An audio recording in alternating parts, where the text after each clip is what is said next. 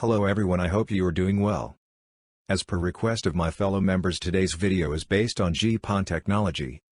In this video we will discuss about GPON technology and its fundamentals. In this video we discuss about GPON step by step. Firstly, we will know about what is GPON, specifications of GPON, what is DCONT and its types, what is DBA, and its types, what is GEM. So let's start this video. Please watch this video till end, it definitely help you. And do not forget to like, subscribe my channel. GPON technology. GPON stands for Gigabit Passive Optical Network. Its meaning is in its name itself. GPON is passive device with the gigabit support, which use an optical network or optical fiber network. It is a leading standard of passive optical network. It is type of point-to-multipoint network technology that delivers broadband access to the end user via fiber optical cable. In this technology video, voice and data can deliver in a single mode through fiber. Using WDM principle. WDM is wavelength division multiplexing concept. Now we will discuss some specifications of GPON in next slide. Specifications of GPON. First one is downstream data in GPON.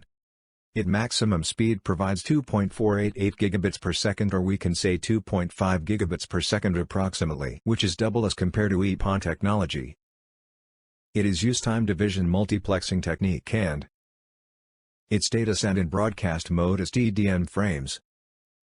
GPON use advanced encryption standard used as encryption. Next is upstream data.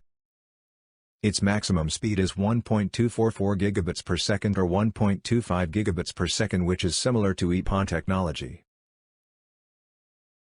In GPON, 128 users can be connected through single PON port as in ratio of 1:128. It supports wavelength range for uplink is 1290 nanometers to 1330 nanometers. And for downlink it is 1480 nanometers to 1550 nanometers. But ideally or most commonly we use wavelength for uplink 1310 nanometers and for downlink 1490 nanometers. With these specifications, we can differentiate GPON from EPON.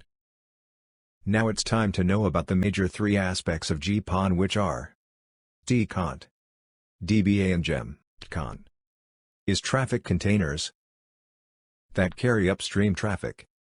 DCONT is a kind of buffer that carries services.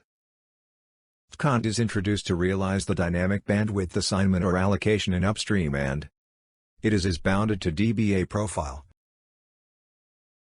There are 5 types of DCONT, which are: Type 1 is fixed bandwidth.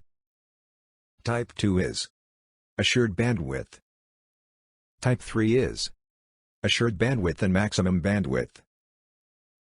Type 4 is maximum bandwidth.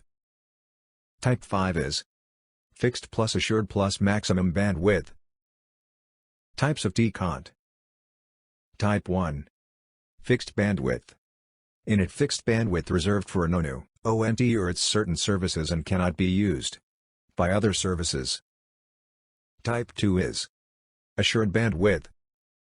This type of bandwidth means bandwidth is available when ONT or ONU require it, but it can be used by other ONU, in case of non-usage. Type 3 is assured bandwidth plus maximum bandwidth. Total bandwidth cannot exceed the maximum bandwidth configured for the subscriber. Let's complete the rest types of DCONT. Type 4 is maximum bandwidth. It is used to meet the ONU bandwidth requirement to the greatest extent.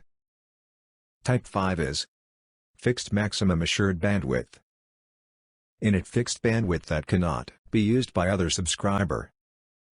It can be used the assured bandwidth when necessary. Total bandwidth, however, cannot exceed the maximum bandwidth. DBA and its types. DBA is data bandwidth allocation. In DBA, OLT assign bandwidth dynamically to each ONU according to need. DBA control only upload traffic from the ONU, That means no limitations on download traffic.